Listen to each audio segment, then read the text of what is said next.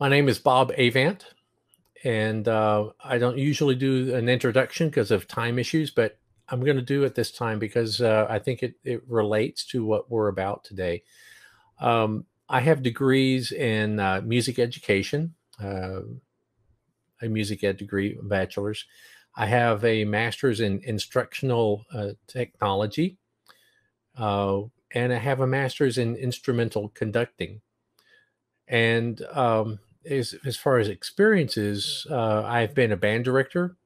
I have been a technology consultant and trainer to 59 school districts at a regional facility where I taught the technology coordinators of those school districts all the new stuff for which then they conveyed out to their staff and teachers the new stuff.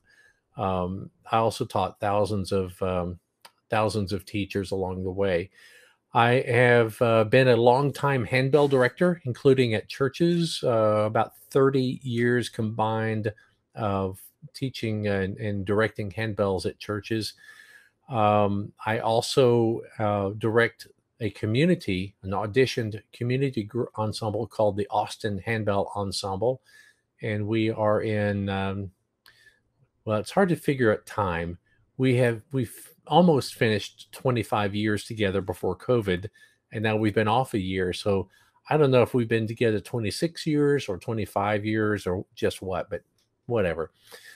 So there's that. And of course, I also happen to direct the ensemble, the handbell ensemble at Baylor University, the Baylor Bronze group. And I've been doing that for about 10 or 11, well, 11 years with that. And I say all of that because all of these experiences have come together in different aspects, not just for music, but through all these other kinds of things as well. But all these kinds of experiences come together for this original session, and it is original. This is content that actually you're among the first to have a chance to see all of this. So we'll get started. So a common director scenario when it comes to handbells is maybe that you are beginning to plan out music selections, as you would do for the group, and you start thinking about, well, do my ringers, can they do this? Now, I want to do this piece, but can my ringers do that? And then you start pretty quick thereafter start going, man, if only they could get better. If only those couple of ringers over there that are the trouble ringers, difficult skill set thing, if only they could get better. Or if my entire group, if only they could get better. So I've got some rhetorical questions that are relevant here. First, do you already have a solid understanding of each ringer's skills and capabilities? And the same goes for the full group. It's important to know that information so that you can answer that your own question, which can that group, are they up to the challenge of this piece that you want them to play? How do you interpret that word improvement?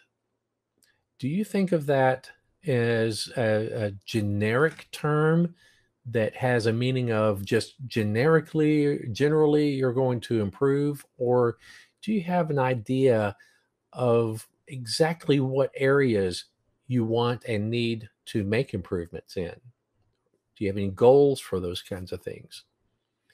And the last one is, do you have an understanding of the goals that you have for your ringers and for your group? If you don't have a goal, then it's hard to improve because you don't have a goal. So part of all this process of getting better as a handbell ensemble it's related to knowing where you're starting and where you want to go. So a key point here, this is a key point, learning or improvement is understood as the journey from where you are to where you want to be. It's that stuff in the middle. That's the area that you literally strive to improve.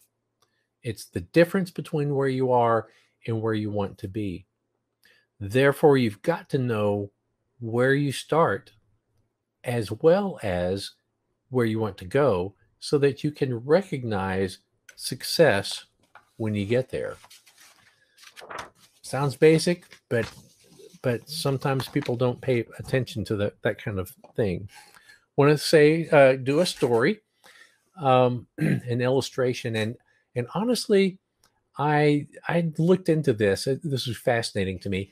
I thought, well, I want to find out what the origin of this story is. Who is this person that I'm going to be highlighting here? And it turns out that this story's got roots at least back into the early 1800s, and it apparently no one can figure out if it's a real person. It's probably a myth, but it's a great story and a great illustration. So here you go. And you may have heard this story before. That's great, but it's a good illustration for where we are. There once was a famous artist who was very famous for his works that resulted in beautiful representations of an elephant in different forms, in different poses, but they were all just these graceful elephants, and they were made of stone. He was a sculptor of stone, and so he produced out of this raw material these wonderful, incredible things that were greatly appreciated. Very smooth tusks going up, and whatever, but they were just awe-inspiring. And so one day, someone who was marveling at all of this came up to the artist and said, how do you do that? How do you take a block of stone and transform it into all of these different amazing sculptures? And his response was, it's easy. I just take my hammer and my chisel and I chip away at everything that doesn't look like an elephant. It's a great story. It's a great illustration. What's behind the curtain on this is that the artist had a mental image of the end result before he started. He knew what he was starting with: a block of stone, hammer and chisel. And he knew that what did not resemble the end result needed to go away, being chipped away. He knew it was a long process of many, many steps. So therefore, the lesson is that persistent effort to improve while keeping the end in mind leads to success. So this session's solution will take a similar approach. And what we're going to do is we will have identified categories and even subcategories and sub-issues that we will chip away at to provide you with improvement towards success. That's what we're going to do. So when I started this process 7 years back, maybe 6 years back, I was thinking about this and came up with some needs, which motivated me to go forward with this. And by the way, it doesn't resemble, today's work does not resemble that from years ago. In fact, it's very fresh. The last change was made about 10 days ago. So anyway, here we go. The needs. We need a solution that takes into account the many variables or topics for the type of ensemble that we work with, handbells. We need a solution that shows a full range of quality within these topics, from the entry level to the level that we consider as our goal. We need a solution that shows a logical and incremental set of developmental levels that lead to the ultimate goal within each topic. We need a solution that enables us to identify the point in this development that our current group resides. In other words, a snapshot of where your group or this group is in its journey towards its goal. We need a solution that will help determine our weak areas to build upon in order to catch up to our areas of strength. Finally, we need a solution that will help us determine a blueprint or improvement plan for our movement towards the ultimate overall goals. So the solution I came up with is one that will address all of these needs. So the chart, the handout is a chart. And again, here's what it looks like if you were able to print it out, or if you have it in front of you, it's a PDF, legal size paper, lots of words, lots of things on it. It is geared towards handbell ensembles, but one could adapt it to another type of ensemble, maybe change the words around, maybe come up with your own thoughts on it. Choirs, for example, that could be helpful to you in other areas.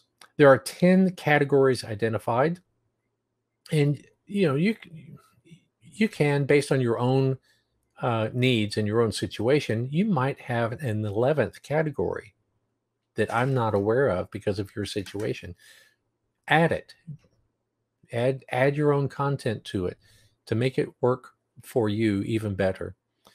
The idea behind this is that there is an entry level at the bottom where one point you enter into this category of knowledge.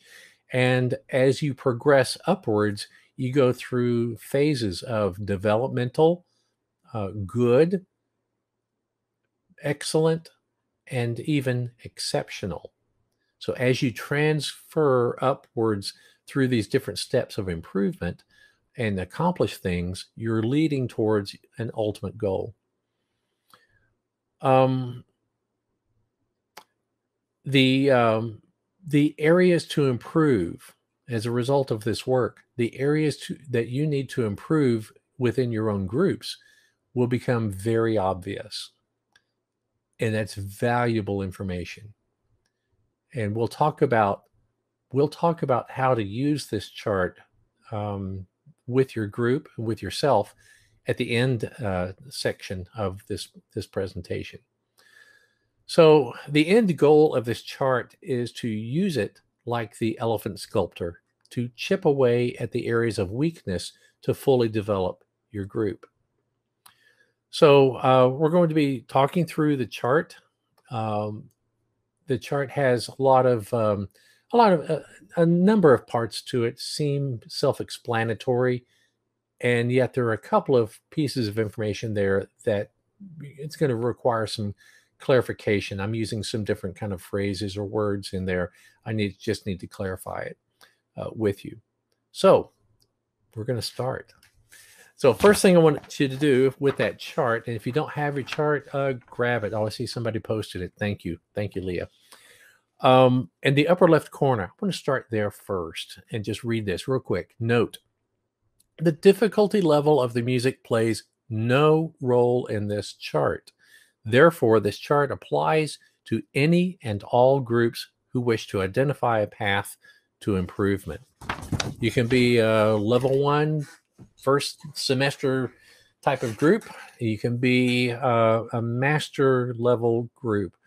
You can still utilize this chart and benefit from it. So this is not special to higher level groups. It is unique to all. It is beneficial to all. All right. So in a way, the journey from on this utilizing this document, the journey is from the lower left corner to the upper right corner. And I want to just give you a flavor of this. I just want to read the entry points for these columns. And don't worry about what the columns are labeled as. I just want to read these words so you get a good sense of where start point number 1 is. Randomness and conflict, chaos, non-skilled, disorganized, non-music readers, minimal and inconsistent mastery of skills, minimal to none, jerky, just-in-time ringing motions, One or two-dimensional ringing, we'll explain that as we get there. Non-performing, beginning. And all of those words, boy, that sounds like you just pulled somebody off the street and brought them into your room and said, hey, we're going to play handbells now. That's probably where they are.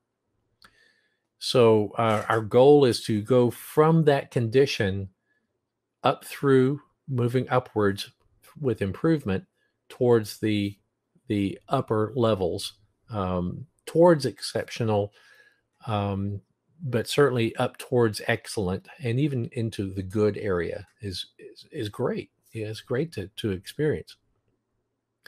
I put this first column here because honestly, I feel like this is the enabler column.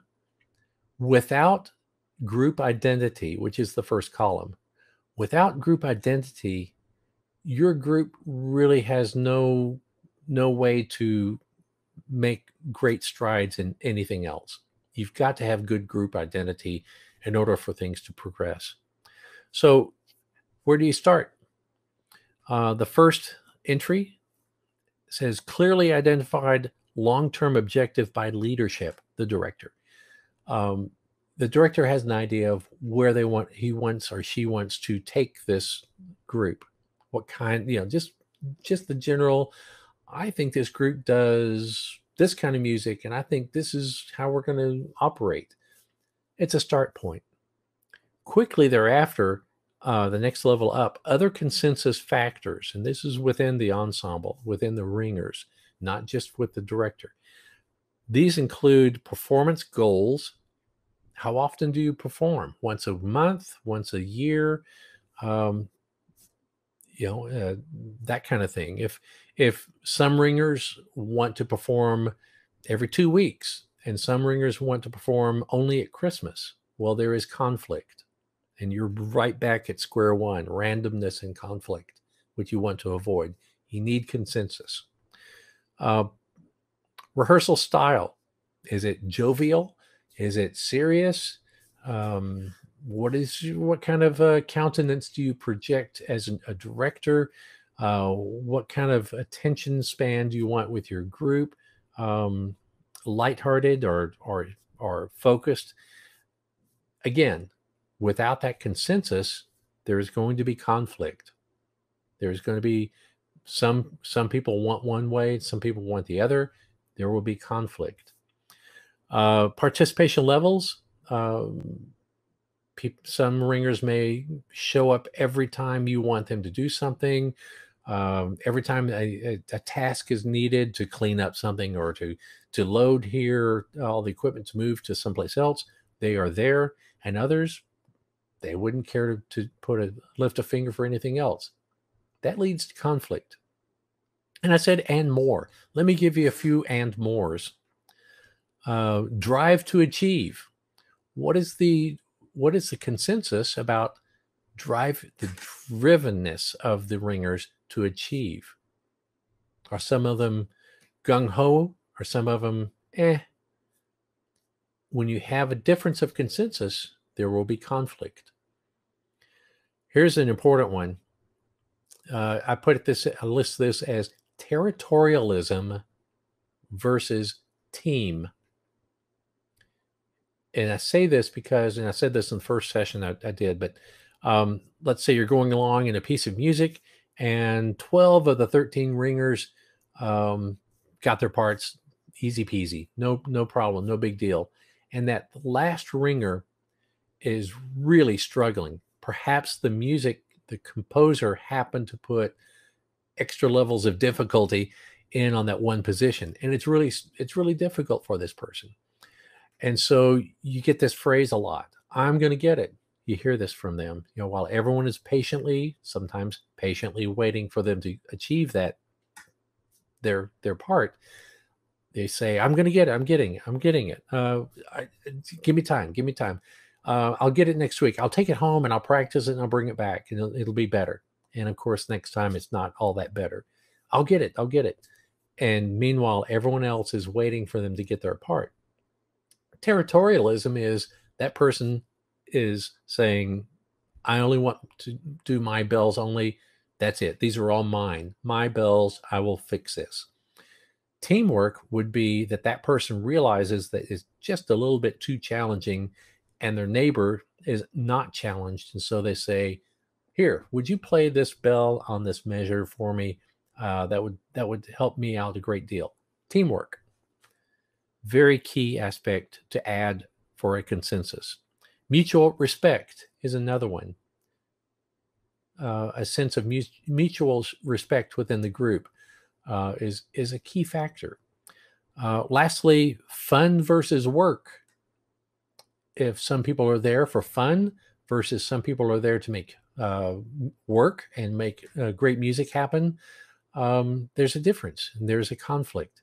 Again, you're trying to bring consensus together and move forward as a unit. Without it, you're kind of stuck in that very entry point of randomness and conflict. Can't really improve the rest of the way without that kind of consensus.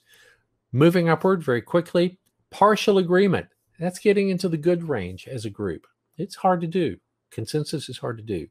General agreement is next, and an extra length of space by design is there until you get to full agreement. That's in the excellent area. To truly be exceptional, I've put in here that the word cohesiveness is a descriptor for a group that is in that area with passionate agreement.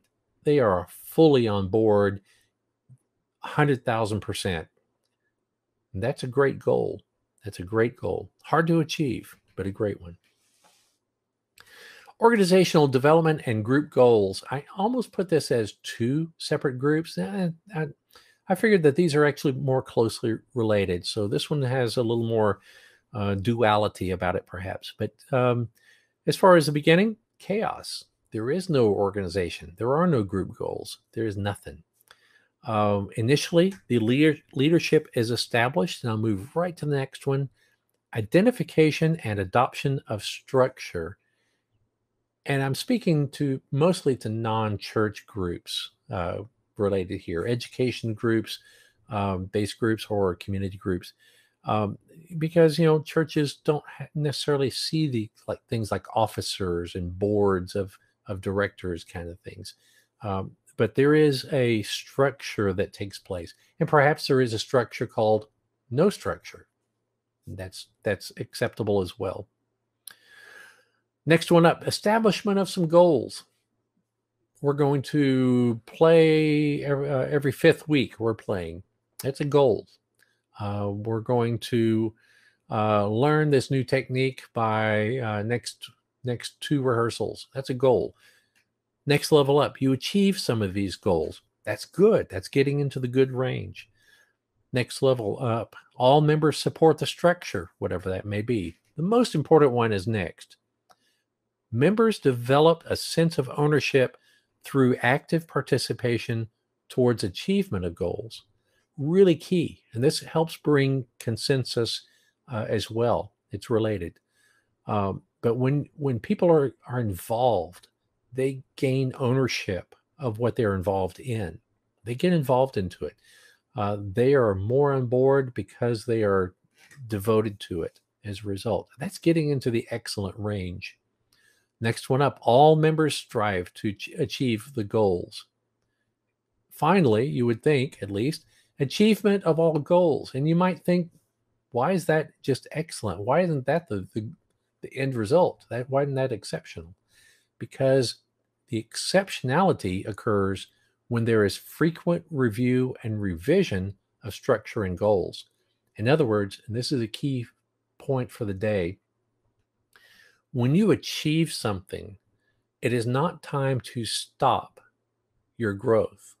If you achieve something, it is time to look for a new goal to try to just edge yourself upwards even a little bit more. When you stop growing, when you achieve a goal and back away from it, and there are no other goals to work on, when you do that, you are stagnant. You are not going to get any better than wherever that took you. So the idea and the concept, a common concept for the day, is that you achieve something and then you push a little bit more to see if you can't achieve even a little bit more. Very important concept. All right, this next one is a little potentially touchy, I will say. Conductor's conducting skill.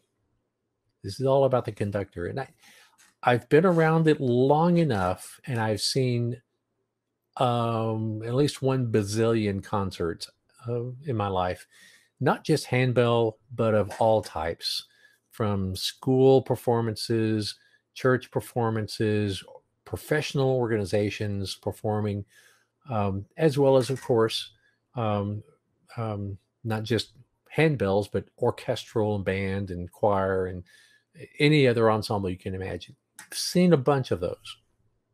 And as a musician, I tend to be critical of what I hear and see.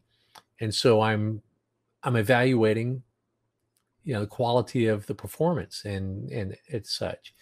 And every once in a while you find that a group is just not performing well, or as well as you would hope that they would. And then you start thinking, why are they not performing well? And the first thing I do is I look at the conductor, because I've seen it happen, not just in handbells, but in all kinds of other ensembles, that the conductor can actually be a contributor to why an ensemble does not perform well together. As an example. So I'll conduct. All right, here we go. Just clap on beat 1 with me. Ready? Clap on beat 1. How'd you do? I was not clear at all. Try it again.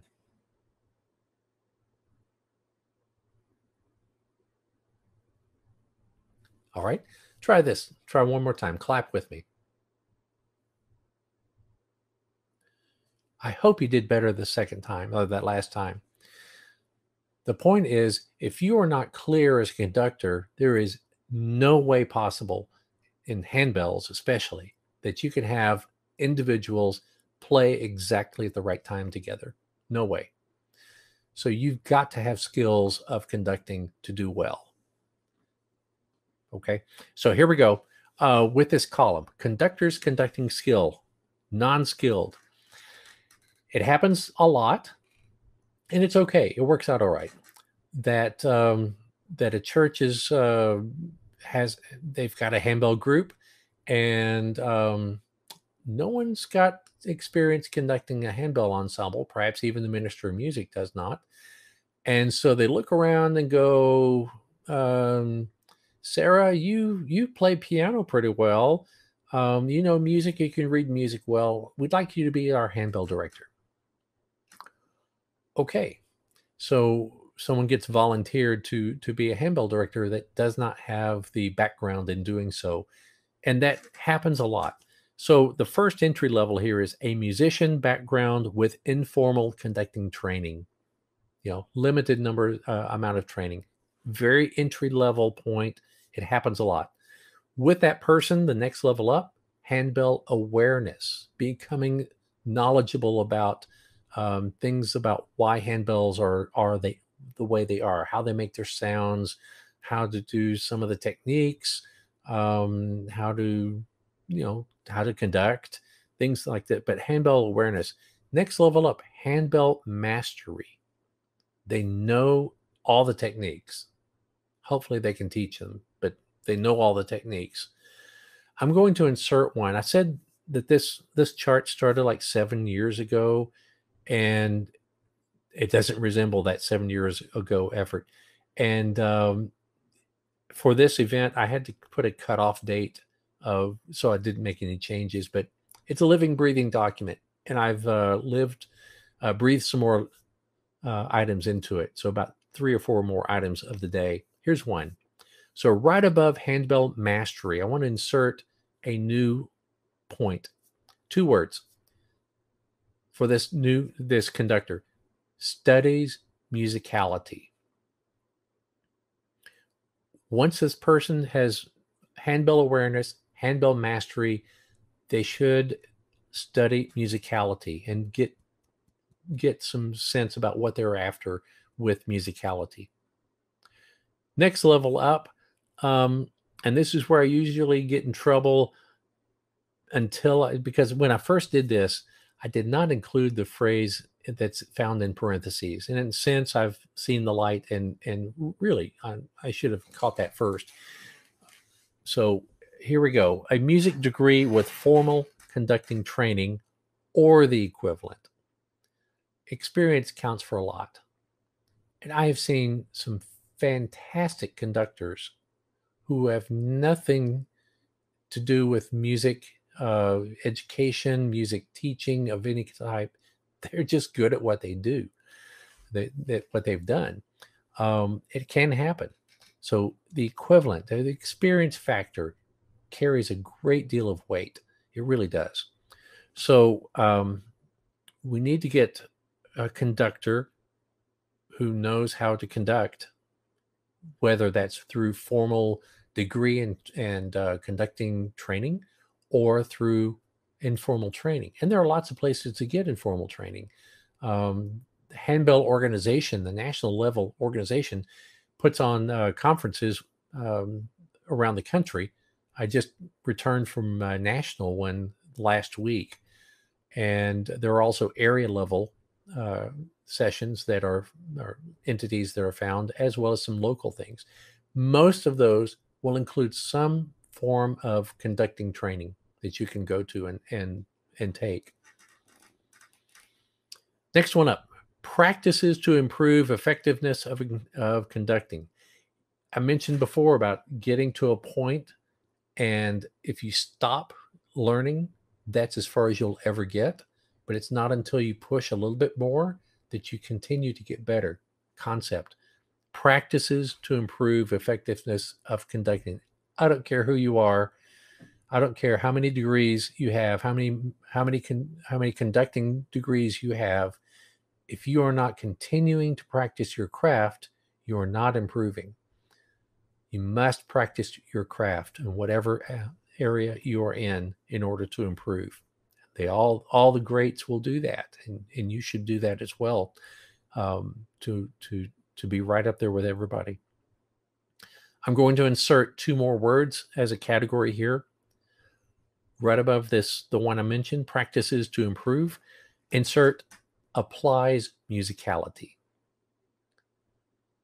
So a moment ago, I said that conductor needed to study musicality. They are now at the point where they are applying that musicality in this ensemble. And you can see this is in the excellent range. It's getting up there. It's good. It's beyond good. It's getting into the excellent range. This conductor now next would become skilled in all aspects of physical conducting, including expressiveness. At the top of the excellent range, clear and consistent. Consistent and clear. Consistent. Clear. Consistent. Did I mention consistent? Conducting gestures. For example, if I am the handbell director and I have a piece of music that I'm putting in front of my group, I want them to play, and it's got a retard in there, complicated with subdivision of notes, et cetera, et cetera. As an excellent conductor, I need to have practiced exactly how I am going to navigate through that difficult musical moment, the retard with subdivision, so that the very first time the group performs that in rehearsal or goes over that in rehearsal, they will see exactly how you will be conducting that every time going forward, all the way through to performance. It is with that consistency that they have a chance of playing with you as you want them to play. If you give them 4 or 5 different versions of how to do that navigation of that difficult moment, they don't know what to expect. They try to anticipate, but maybe they're anticipating the way you did it 2 weeks ago instead, and there's no chance that they will play together. So an excellent conductor will be clear and consistent with their conducting gestures, even from the first rehearsal. And in the exceptional level for conductors, continual effort to improve conducting skill. And I've mentioned it before. As you get to that point where you are pretty well versed in conducting, it's not until you continue to push yourself forward that you become exceptional. That's the characteristic of that. All right, learning through rehearsal leadership. This has to do with instructional skills, and techniques of instruction. Let me click once there. Great. So at the beginning, disorganized, of course. You just walk in and you just make it up as you go. That's called disorganized, and that's a beginning level. First level up, structured rehearsals of some type. You have some idea of how to start a session and kind of what you want to do, but it's not very structured. It's just basic. Next one up, the use of effective instructional strategies. This has to do with teaching and developing ways to approach new information with a group so that they can learn it. And knowing that it takes maybe 4 different ways to say the very same thing, but in 4 different ways, in order for every person to have a chance of hearing it for the first time. Not everybody learns in the same way, same pace. Certain words don't resonate with them, such that they need to see a different approach to convey that information to them that makes sense to them. So it takes this effective instructional strategies to do well at. This is not this type of class, but how do you find instructional strategies that are effective? Through personal experience, or stealing an idea from somebody else and trying it and seeing if it works. Going to sessions like this and trying new things, writing it down and giving it a try, and becoming an effective instructional deliverer of things. Next one up, individual and group learning occurs thanks to the instructional strategies that you as the leader have done. Here's the key point: effective application of learning. Effective application of learning. For example, if you have a warm-up period that includes learning a new skill, the effective application of that learning is that you teach the skill and you immediately find a use of that skill in the music that's in the folder, and you immediately go to those measures in that piece of music in the folder, and you say, this is exactly what we just learned. Let's try it right here. So what you're doing is you're taking new information that has been delivered, and you're making it connect with the notes on the page, the music at hand. Without that concept, it's very quick for members in this ensemble to go through the warm-up period that includes some kind of learning aspect, and then they get through that and click. They turn you off. They say, whew, glad we did that. Check that box. We've learned something new. Now let's get on to our music. And they don't make a connection between the two. And so, lo and behold, when it comes to that point in the music, it's like they never learned anything in the first place. It's not until you apply the learning in context that true learning will take place. So it's a very key aspect right there as far as learning, effective application of learning. It's in the good range. Excellent range. Long-term learning occurs as a result of this effective teaching. In other words, 2 weeks later, when you return to that same piece, can they still play it at the same level that they learned it 2 weeks prior? If for some reason it became like sight reading again to them, then the teaching strategies were not effective enough. The learning was not transferred over enough. That's just the reality of that. Okay, so What you're trying to do is teach long-term learning through these effective teaching strategies and connections and things. In the excellent level, transparent application of new learning to future music situations. So that new piece of learning you did in the warm-up section that you applied in that piece of the music that's in the folder, 2 months later, you got a new piece of music, has the same skill.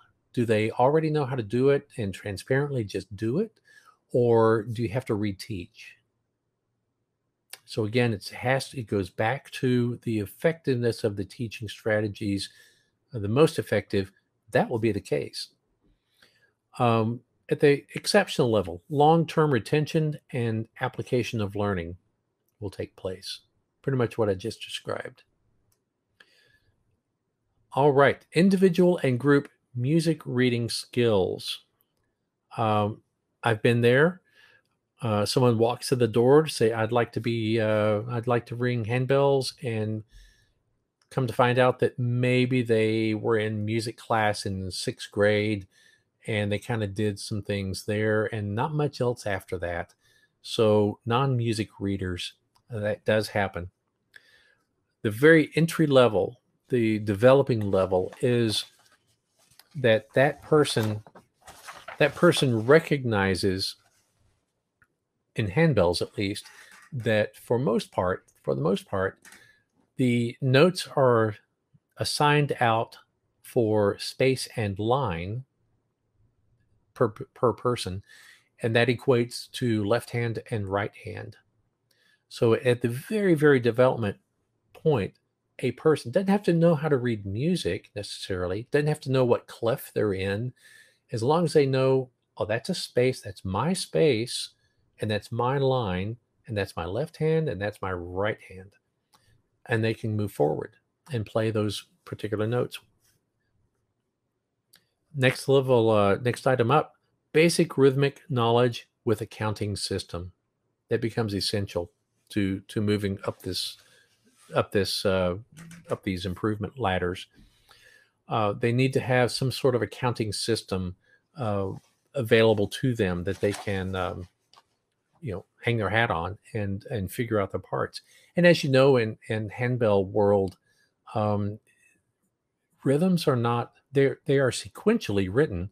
However, it's individually played, so that one person in this very complex rhythm, one person may have the 3rd and the 14th note in that rhythm, but they still have to know the entire rhythm. So the ability to discern rhythm is a very important skill. In fact, that's mentioned quite a bit here. Next one up, developing rhythmic knowledge matched with the appropriate music difficulty level. You've got a group that has barely can count to 4. You're not going to put Flight of the Bumblebee in front of them. So it has to be an appropriate music selection, appropriate to their knowledge of rhythmic skills. Next level up, again, in the good, the ringers have the ability to read music at any position spot, either clef. And again, it's based on space, line, and eventually they'll figure out what note names those are and go forward with that. But you can start moving them around. Next one up, strong rhythmic proficiency with counting system matched to the appropriate level. Next one up, and the excellent advanced rhythmic proficiency. And for the exceptional, rhythmic reading, counting, and performing skills matched with the desired music difficulty level, putting it all together. So you match, you give music out to a group that they have a chance to be successful at. It's matched to their skill set. All right, next column over. And again, some of these again are fairly self-explanatory, and then some carry a little more need for explanation.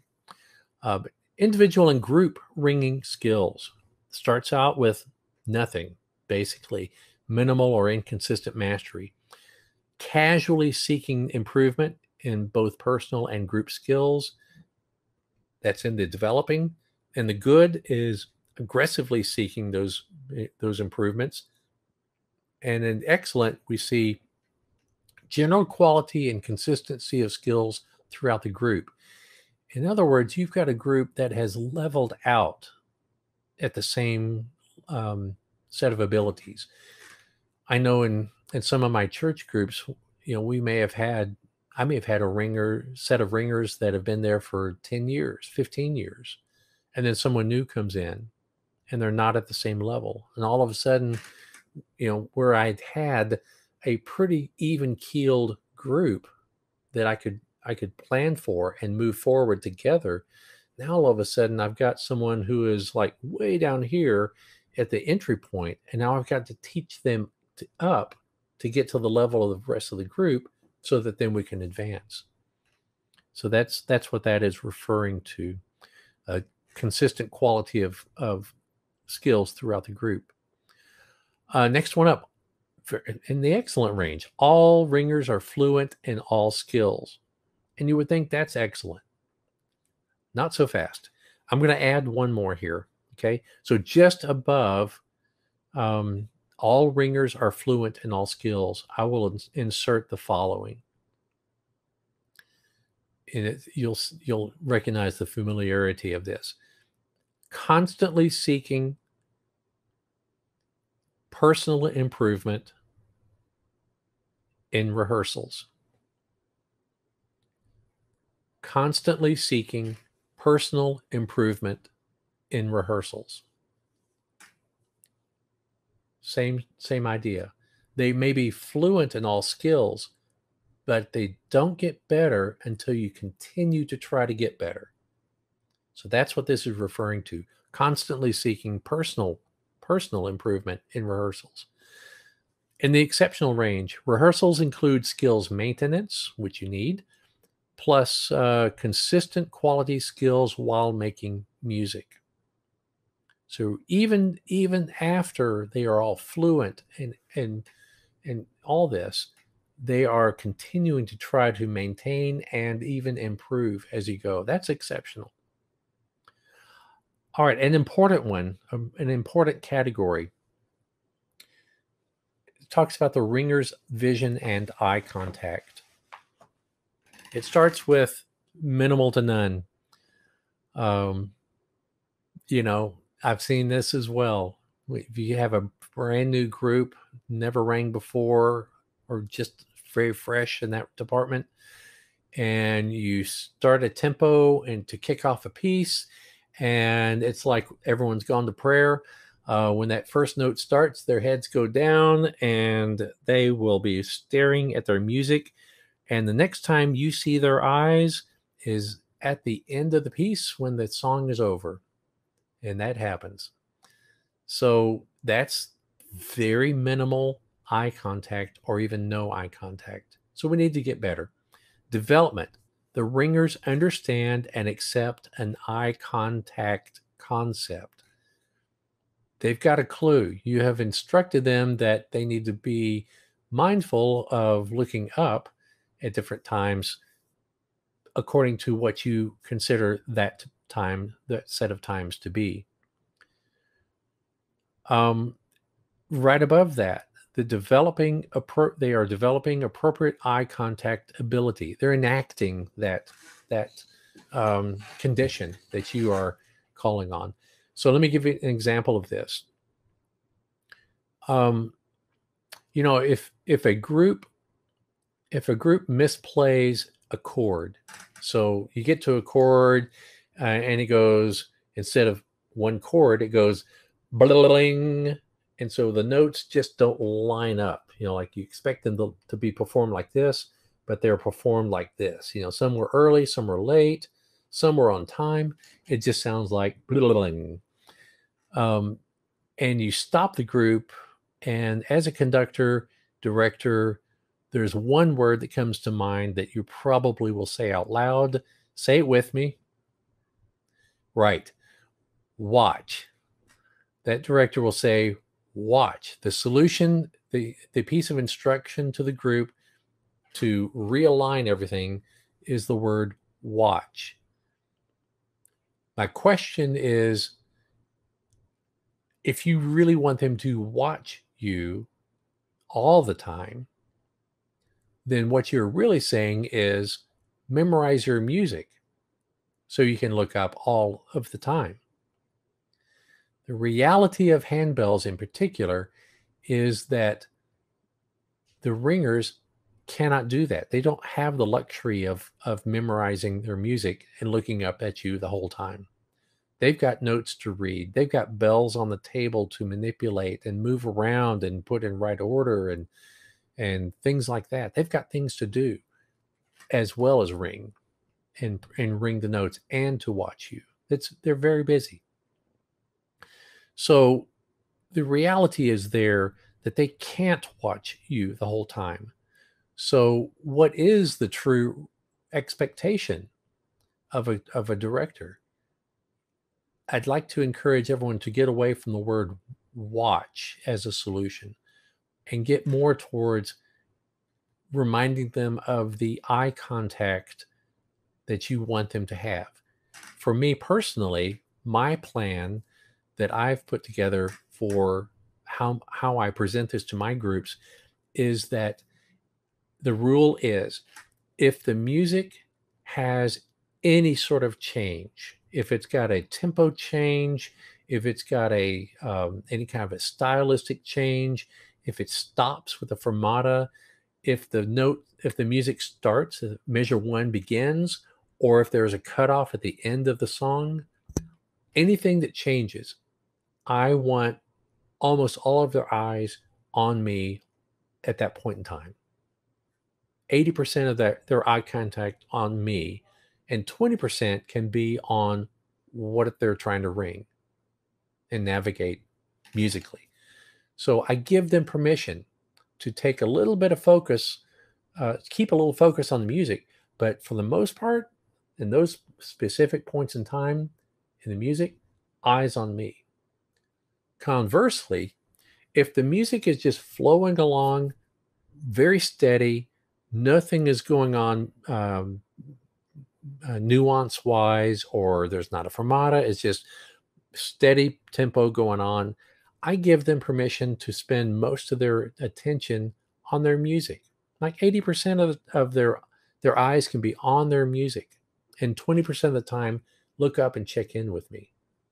Also, while they're looking at their music, I ask them to always have an awareness of me as a conductor peripherally. So while they are looking at their music, that they can still be aware of that around them, which includes me as a director, so that I can get their attention in odd times as needed to like get us back together if we're kind of pulling apart. So that's my idea of eye contact and a concept with respect to the music that is more realistic. Yours may differ from that. Great, no problem. But the point is that needs to be conveyed to the ringers so that they can relax about always feeling guilty for not looking at you all the time, which is what you just said to them when you said watch. So there's that. The ability, moving up, the ability to see ahead in the score while playing in the moment. This is a skill set, and this is in the good range.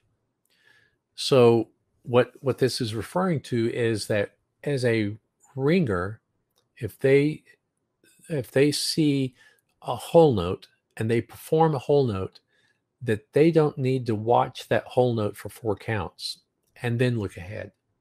What they need to do is to play that note and already be looking ahead at what comes next and be ready for what comes next.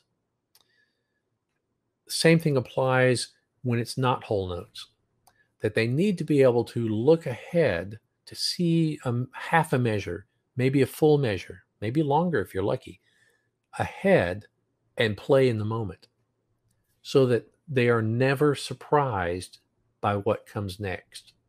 If they are just watching their notes as they play them, they are constantly being surprised by what follows.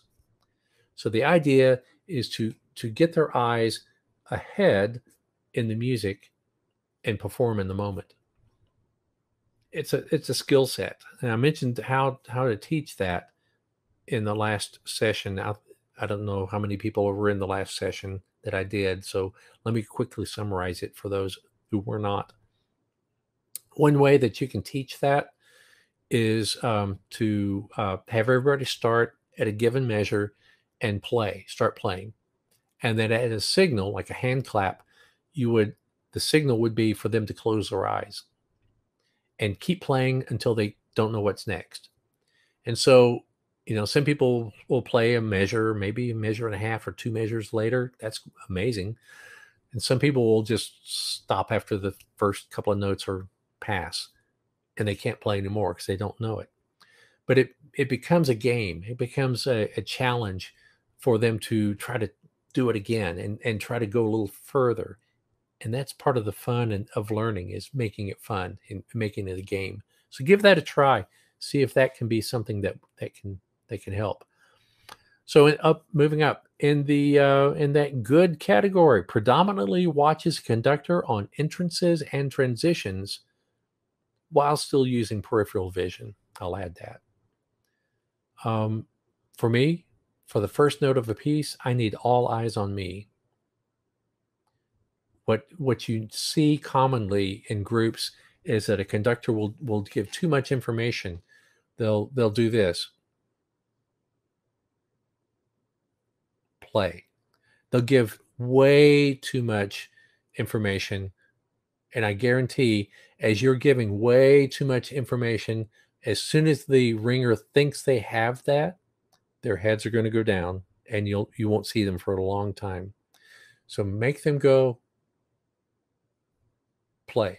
That's all you need. Just one prep, play. And with their eyes on you, you should make it. In the excellent range, ability to perform nuances as planned. We're going to, on beat 3 of measure 18, we're going to stretch that beat just a little bit. Everybody, we got it marked? Good. Be sure to look up. So you get to 1, 2, 3, 4, 1, and you go on. But they because they have the ability to look up and know that they need to look up, eye contact, they do well at that.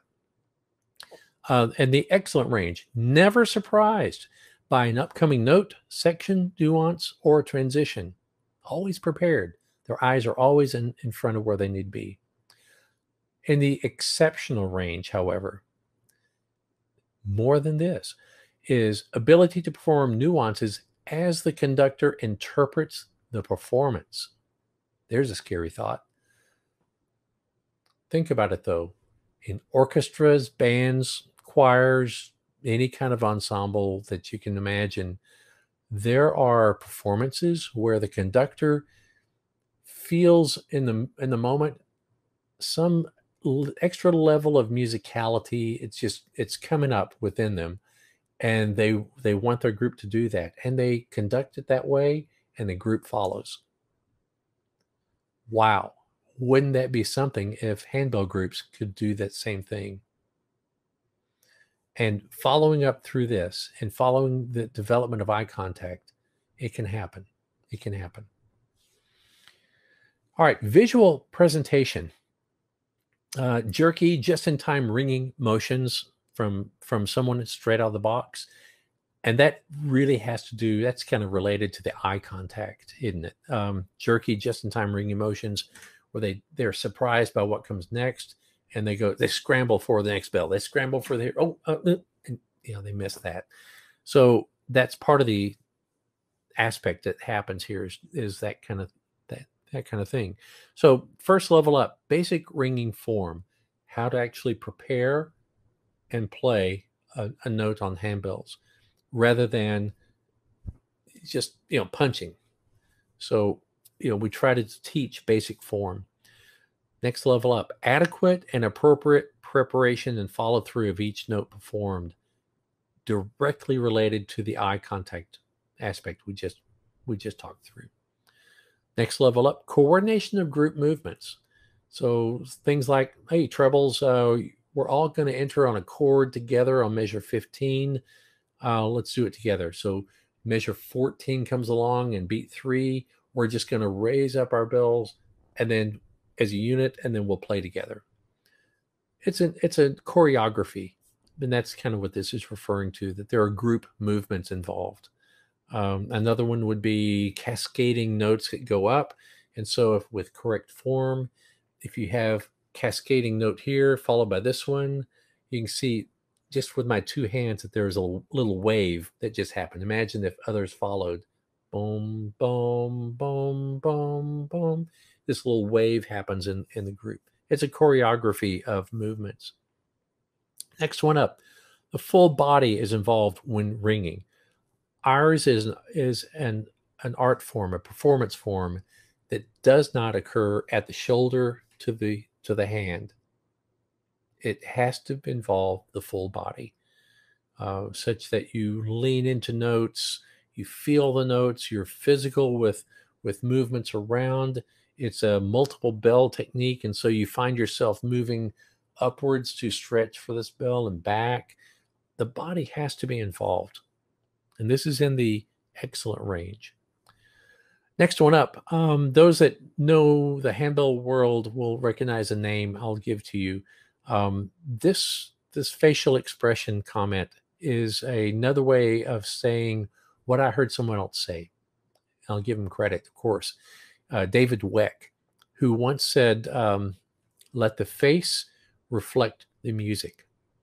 And how often do you see handbell groups that are playing roses and daisies and butterflies, and their face looks like they're in at midnight on Halloween in a graveyard. They're just terrified.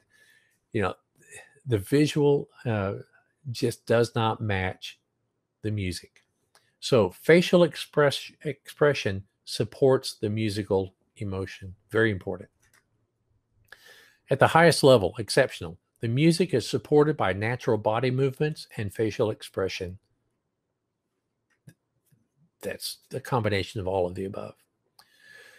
Musicality is the next one, and I have to spend a moment extra here to explain what I'm talking about with the word dimensional. And that's this. It starts at the very bottom with 1 or 2 dimensional ringing. Let me translate that. The right note at the right time. The right note, first dimension, at the right time, second dimension. One of our leaders in the handbell area from way back in the 60s, it was very famous to say that we need to get beyond just the right note at the right time. And I fully 100% agree with that and support that thought. And I say it all the time. The next level up is I called 3-dimensional ringing by some individuals, not yet the full group, but some. So here's the third dimension: the right note at the right time in the right way.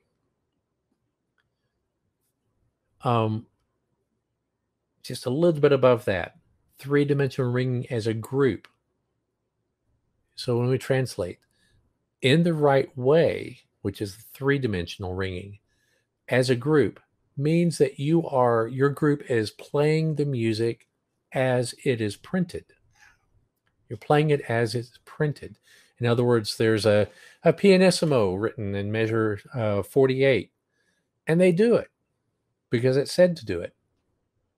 There's a crescendo in the next measure, and they do it because it said to do it. It's as printed. The group can play it in the right way as printed. Fourth dimension, and at this point, I need to add, at this point in this process, we need to insert one more item, and that is that the conductor starts the process to seek 4th dimensional ringing. And they do this through musical leadership, excuse me. And I want to demonstrate what I'm talking about, okay? 4-dimensional ringing. You've got a melody. Sing with me, since you're by yourself. Oh, Danny Boy. You can use la la la. It's just fine. Okay, ready? Da da da da. There's the pitches. 1, 2. Da da da da da da da da da. Da da da da. Right? It's boring. It's flat. There's no musicality to. There's no line in it. Okay, try it again. Sing with me again. Excuse me.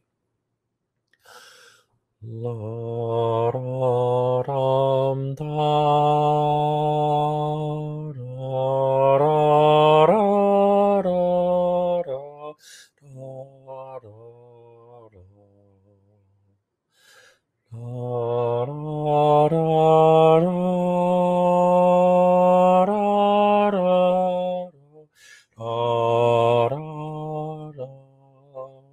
There's direction. There is up and down of dynamics that goes with it. Is that printed in the music? No, won't be. Is it musical? Yeah. Is it something that a handbell group could do? Yes, again, but only if they are asked to do so. So the conductor starts this idea. Not everybody will be able to get this at the beginning. So they start this idea at this point.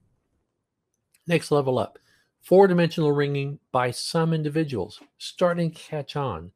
Some of the ringers are realizing that in that melodic line, the third note that they play and the seventh note that they play are, let's see, the third note needs to be stronger because it's up high in this line, and that seventh note is softer, so it needs to be down here. And without being told to do so with the ink on the page, they perform that in that way. So they are performing musically their notes, 4th dimensional. Very difficult in the excellent range, 4-dimensional ringing as a group. Imagine if every performer rang with great sensitivity of how to play that individual note within the context of the music. I will interpret this right here by saying that 4-dimensional ringing as a group is called ringing the music or performing the music as interpreted. Earlier, I mentioned 3-dimensional was performing it as printed on the page. Very different here. 4-dimensional ringing is performing music as interpreted, again, by the individual within the context of the notes that came before them and the notes that come after them. 8th chair violin player in an orchestra, they do that all the time. 3rd chair cornet does that all the time in a band. They take the line and they interpret how to shape these sounds, and they perform them in that way. Wouldn't it be great if our ensembles did the same thing? In the excellent category, conductor and all performers apply musicianship through the capabilities of the instrument. 4th dimensional ringing is what that refers to, but they're all, including the conductor, they all understand. And when this 4th dimensional ringing is going on with that melody, the knowledge of that shaping is filtered down into the accompaniment lines as well, who also need to know how to support that line that is going up and coming down as you go through there. Other aspects of musicality that these individual ringers are dealing with, if it's a 3/4 piece, they know that beat 1 is strongest, beat 2 should be much, much less, beat 3 a little stronger, which leads back to a strong downbeat. And they see that and they recognize that that is how they perform that musically. It's not printed that way. It's interpreted as such. Very, very high level kinds of things. And the exceptional level, collective expressiveness. Very difficult to get to these exceptional levels. Very difficult. In all the world, And there are very, very, very few ensembles that achieve these exceptional levels. Very few. That doesn't mean that there can't be excellent groups. There are many excellent groups. It doesn't mean there can't be good groups. There are many, many good groups who still appreciate their quality and their efforts and their outcomes. But it's very, very, very rare to get to the exceptional levels. Doesn't mean we don't strive to do so. Performance category.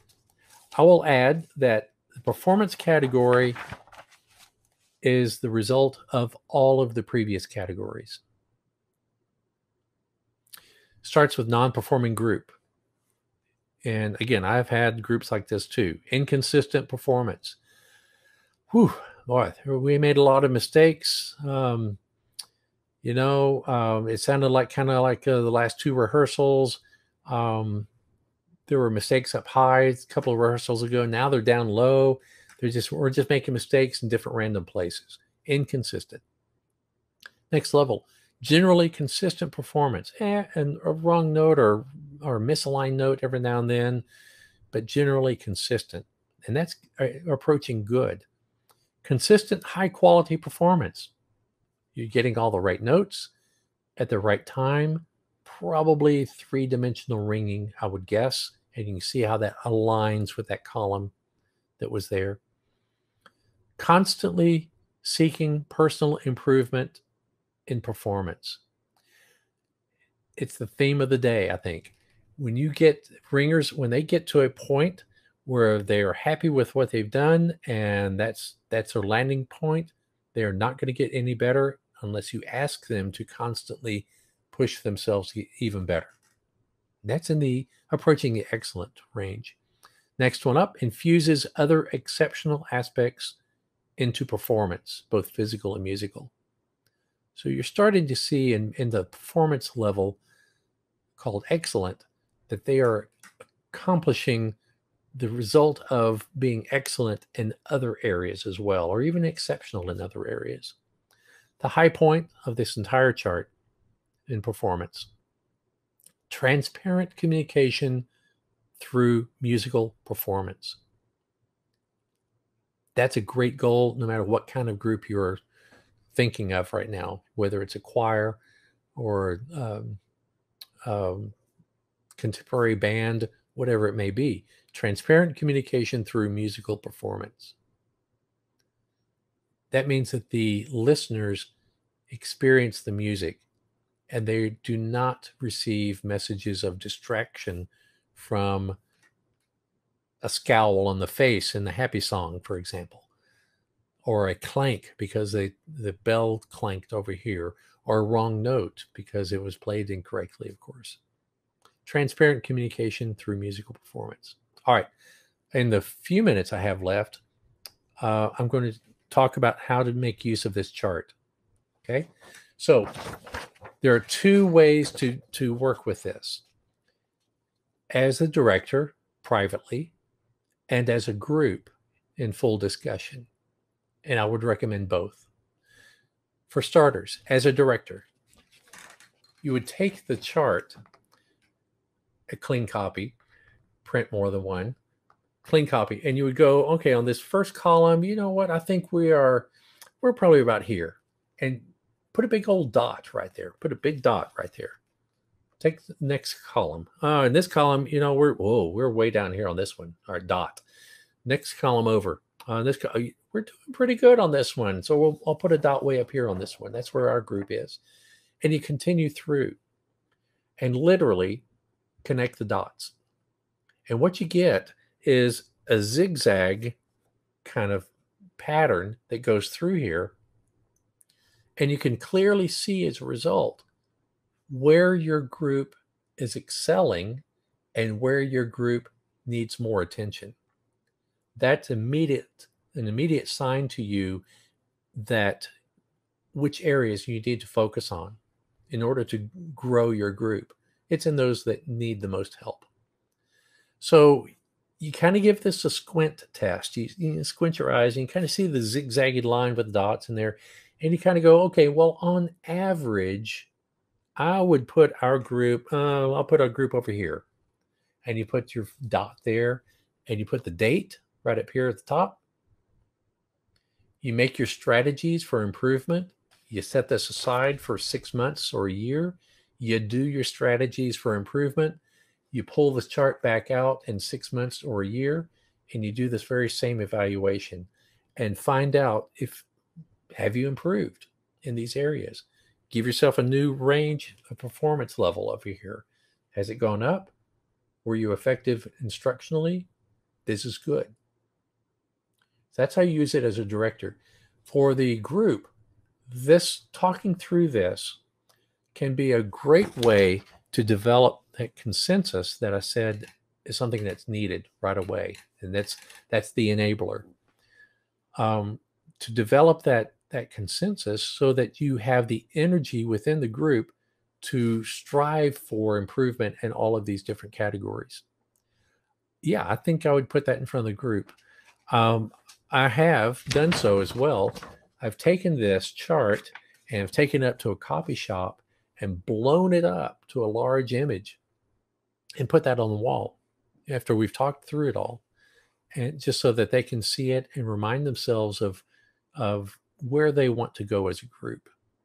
Not every group will strive and achieve exceptionality, but as I said, you can still achieve excellence, you can achieve good, and overall, you can achieve improvement, which is what this is all about. So I think that's probably right at the time where we are to stop. So I will need to stop at this point. If you have any questions, throw them into the comment section. I'll try to respond to those after we end, as we go through here. And give it a try. Take a look at this chart, think through it as a director's perspective, and then try it out with a group and see what happens with it. All right. Thank you all so very much. I appreciate your attendance, and best wishes for the rest of the day. All right. Thank you.